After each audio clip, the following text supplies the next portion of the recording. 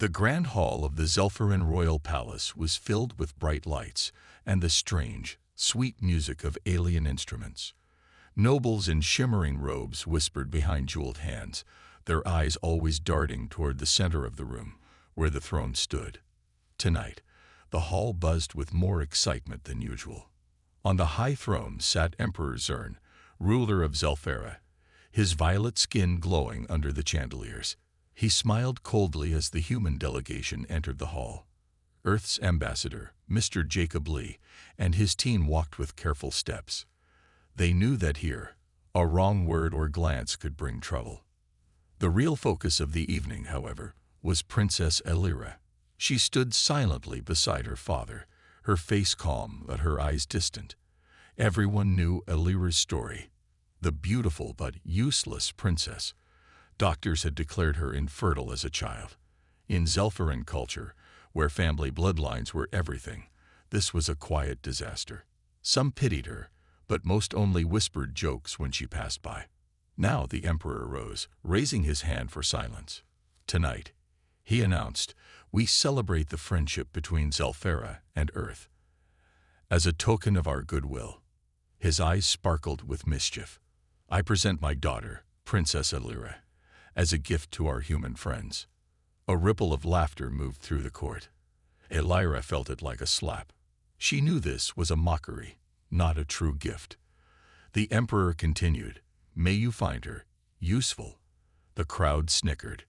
Ambassador Lee hesitated, unsure if this was a trap, but politeness forced him to bow and accept. Elira stepped forward, her head held high, hiding the hurt inside. She was led to the humans, her royal cloak trailing behind her. As the ceremony ended, Elira walked with the humans out of the hall. She glanced back only once. Her father looked away, pretending not to notice. The nobles went back to their laughter and gossip. To them, the joke was complete. The princess no one wanted was now someone else's problem. The trip to Earth was long and lonely. Elira stared out the ship's window, watching the stars blur by. She wondered what would happen to her now.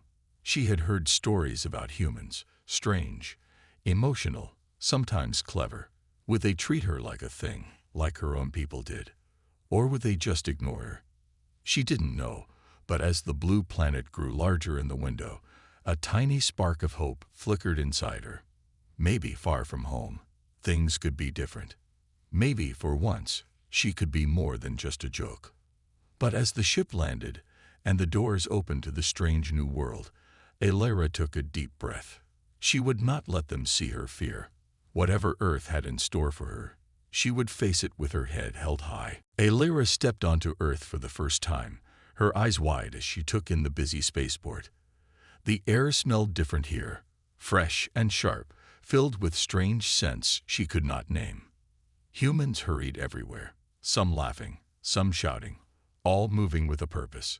She felt small and out of place among them. The official who met her was Dr. Adam Rice, a scientist chosen by Earth's government to help Elira adjust to her new life. He was tall and a little awkward, with kind eyes behind thick glasses. He greeted her with a gentle smile and offered his hand, unsure if that was the right thing to do for an alien princess. Welcome to Earth, Princess Elira. I hope your journey wasn't too hard, Adam said, his voice soft but full of curiosity. Elira hesitated, then shook his hand. Thank you, Dr. Rice. Everything here is very new for me. Adam nodded, sensing her nerves. He led her outside, where a small car waited. Elira stared at the city as they drove, skyscrapers of glass and steel, bright billboards, and people everywhere. Earth felt alive, loud, and very different from the quiet halls of her old palace. At Adam's home, things were much simpler.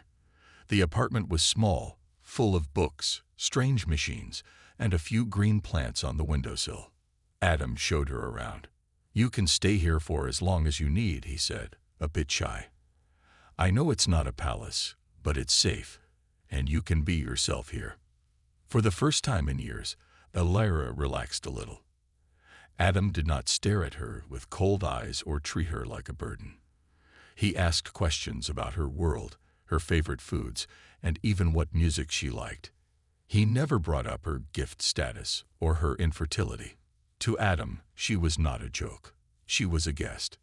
That night, Alira sat by the window, watching Earth's city lights flicker in the darkness.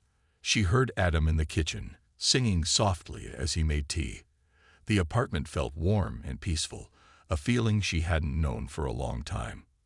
The next morning, Adam took her to his laboratory. He wanted to show her the work he did and help her find something interesting to do.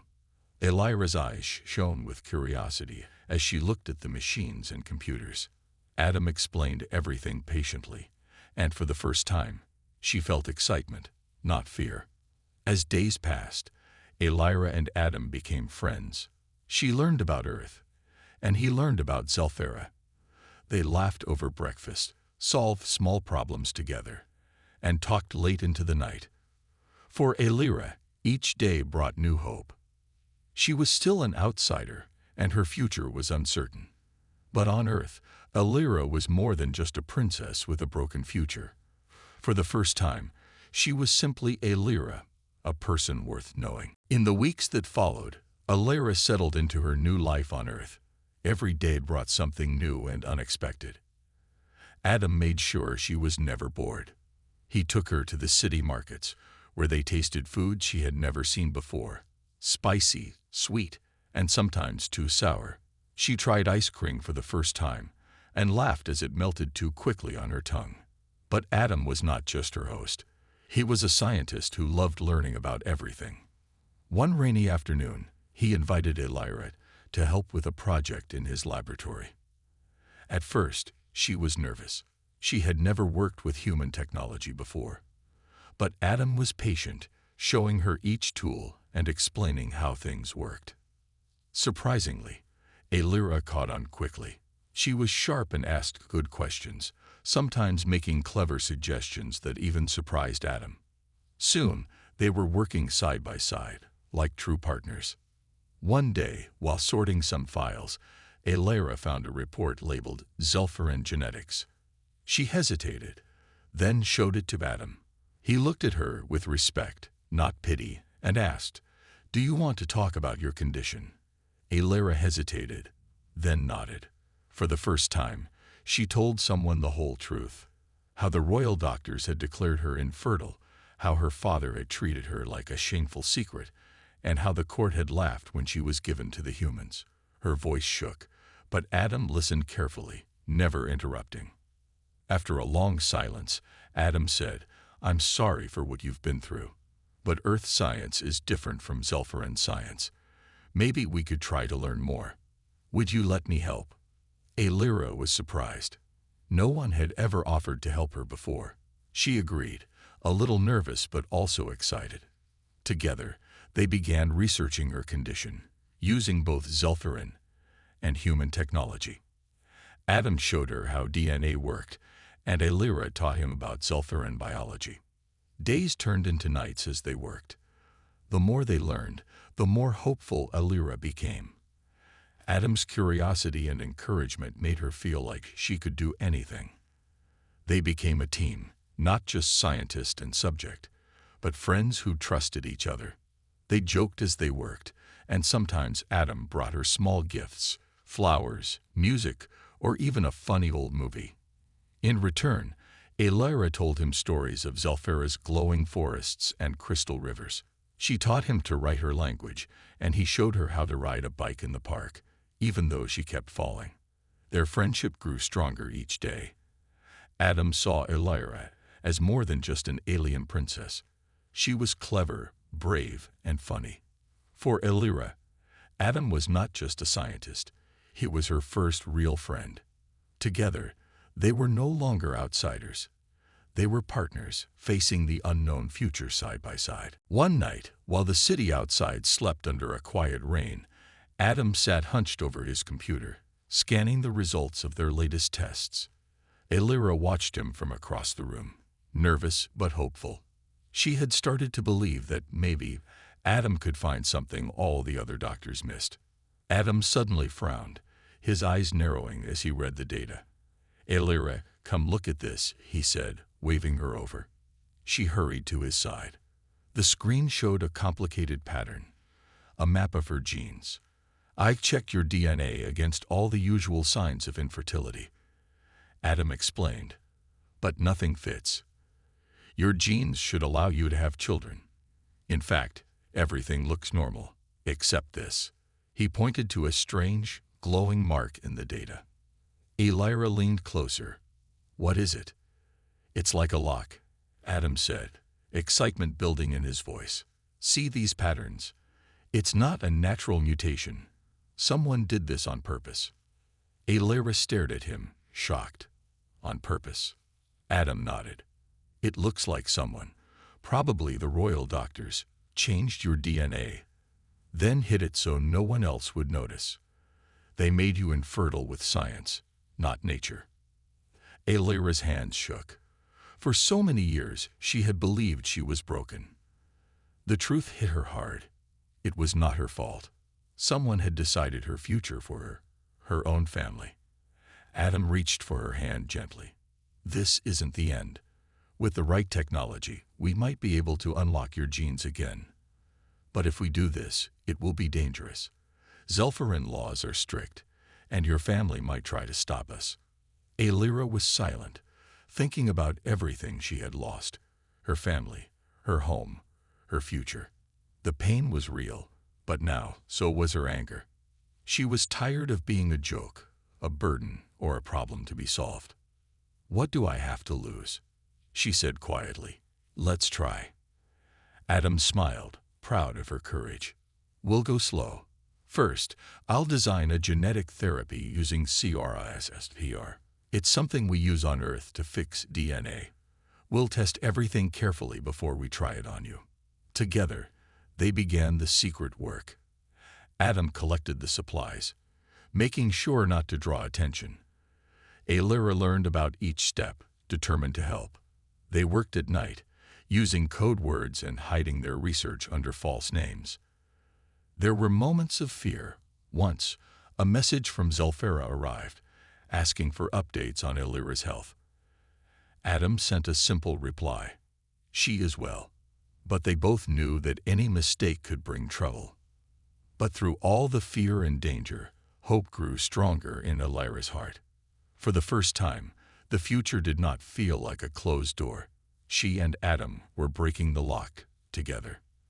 And whatever happened next, she would face it head-on. Elira knew there was no turning back now. Every day felt like she was walking on the edge of a cliff. But for the first time, she was ready to take the risk. She and Adam worked in silence, always alert, always careful. They hid their project behind fake folders on Adam's computer and locked their notes in a metal box under the floorboards. Adam ordered the special materials he needed for the genetic therapy from trusted sources. When a box arrived at the apartment, he always checked it twice to make sure no one was watching.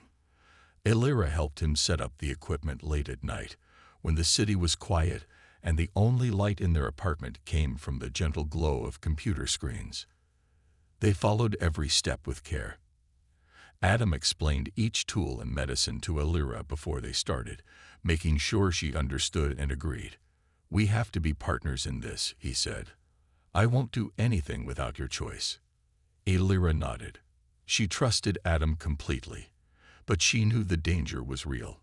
If the Zelfarins learned about their secret, they might demand her return. Or worse, try to silence both her and Adam forever. But every time she thought about stopping, she remembered the pain of her old life.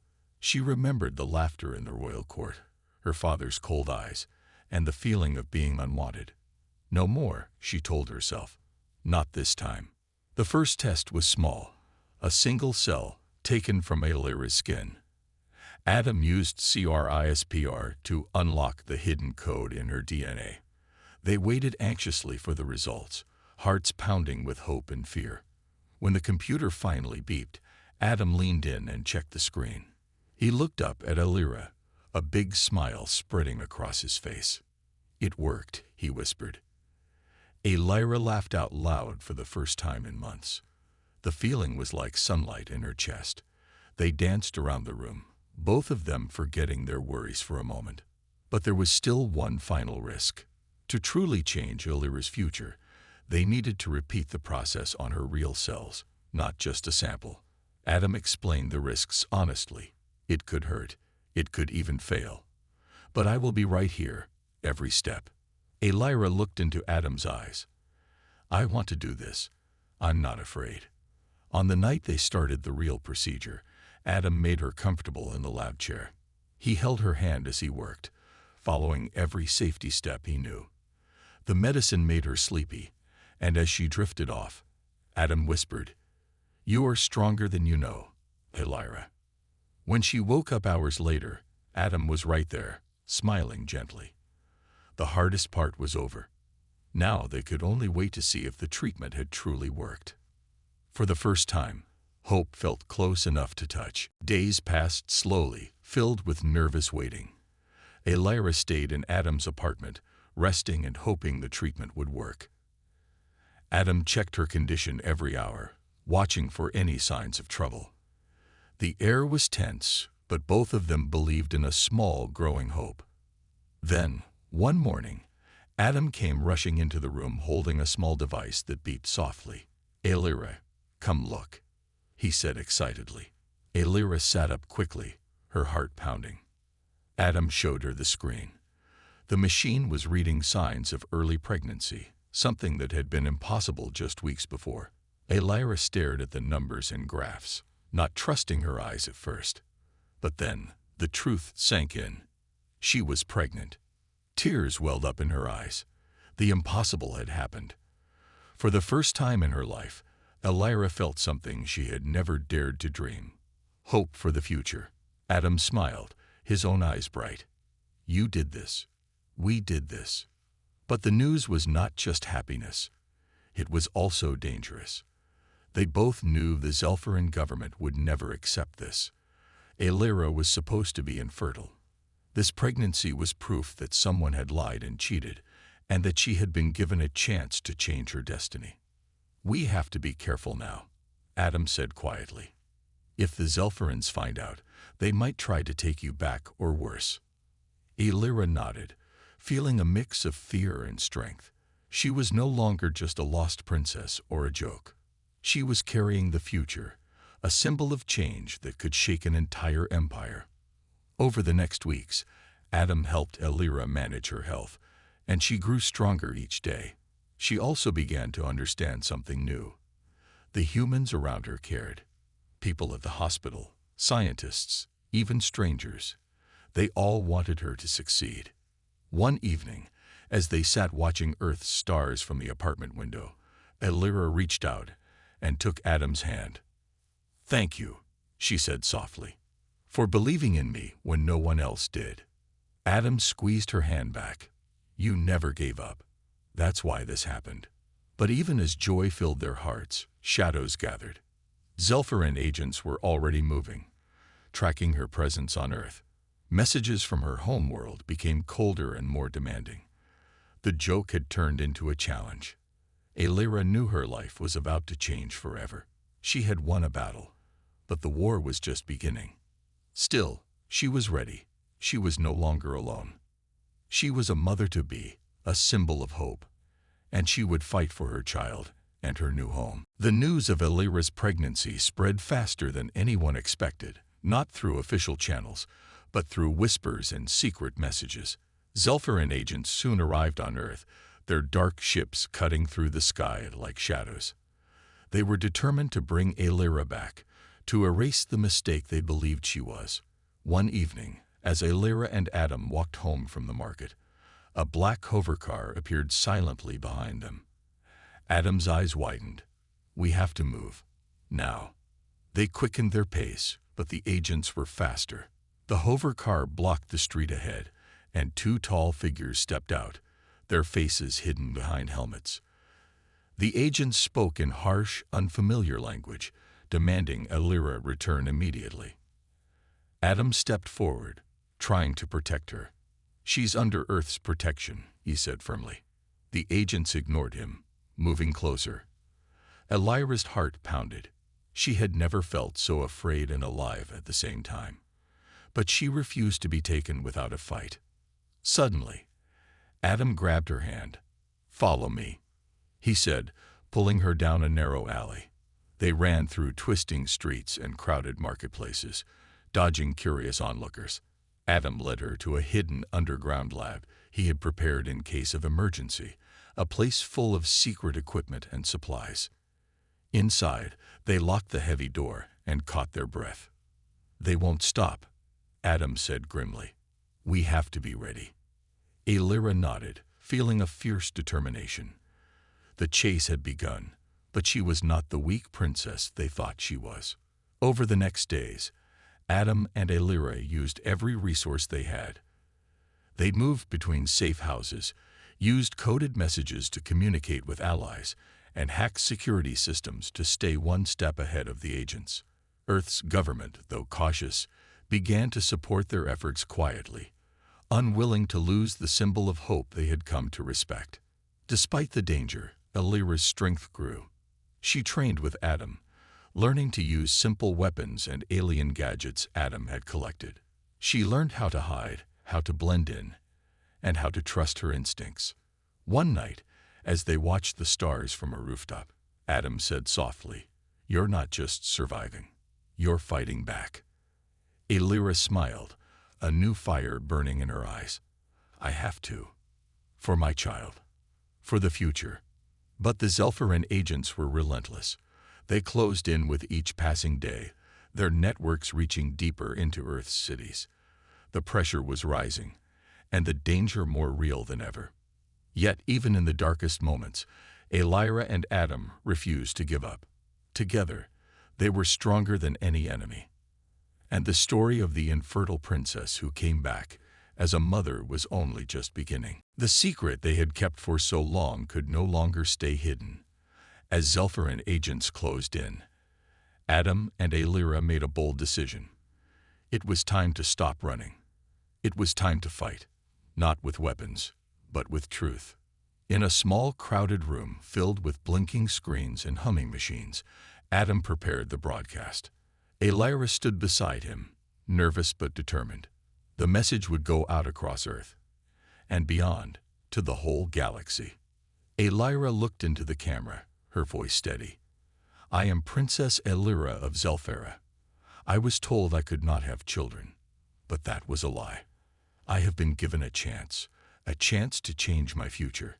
This child I carry is not just mine. It is a symbol of hope for all who are silenced and forgotten." Adam sent the signal into the network, watching as the message spread. People on Earth watched in silence, some moved to tears, others shocked. But soon, messages of support flooded in, from scientists, citizens, even other alien worlds.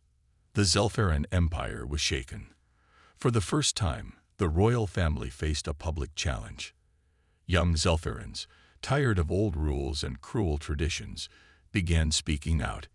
"If Alira can change, why not us?" they asked. "Why must old fears decide our fate?"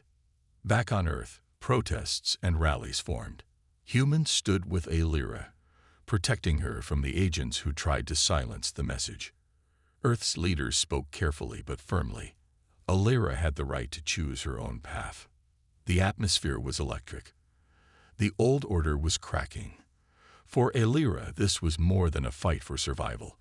It was a fight for change. But the battle was not without risks. The Zelferin court sent envoys demanding her return. The threats grew louder, warnings clear: surrender or face consequences. Alira met these challenges with quiet strength. "I will not go back to a life of lies and control," she told Adam. "This child deserves a better world." Together, they planned their next moves. They worked with allies from Earth and beyond, creating a network of support that reached into Zelfera itself. Hope was no longer a secret, it was a movement. One evening, as they watched the news reports and messages from supporters across the galaxy, Alira smiled. "They gave me away as a joke," she said softly, "but I am more than they ever imagined." Adam squeezed her hand. "You're a mother, a leader, and a symbol. The galaxy is watching. The story of the infertile alien princess had become a story of courage and change, and it was far from over. The galactic news channels were filled with debates and protests. Across many worlds, people were choosing sides. Some supported Princess Elira's fight for freedom and change. Others stayed loyal to the old Zelfaran ways, afraid of losing power. The empire itself was divided. Back on Zelfara, the royal palace was a place of tension and fear. Emperor Zern paced angrily, his violet face dark with rage. The princess he once mocked had become a symbol of rebellion. His advisors urged him to act quickly, to bring Elira back, to punish those who helped her. But young leaders within Zelfara whispered of a new future. They met in secret, planning reforms, demanding respect for freedom and choice. The old traditions, they said, were breaking, and the time for change was near. On Earth, Elira and Adam prepared for what was coming. News arrived that a Zelfaran peace envoy would meet with Earth leaders soon. The talks would decide Elira's fate. The day of the meeting was tense. Elira sat beside Adam in a large room filled with humans and Zelfarans. The envoy spoke coldly, demanding her immediate return. But Earth's leaders stood firm. "She is under our protection," they said. "Her rights must be respected." The talks went late into the night. Slowly, compromises formed. Zelfara agreed to delay any actions while reforms were discussed. It was a fragile peace.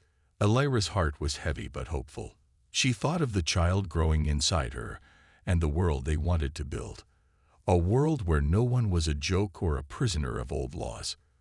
When the meeting ended, Elira returned home with Adam. She looked at the stars and whispered, "This is only the beginning." Soon, news came from Zelfara. Changes were being made. Royal decrees were rewritten.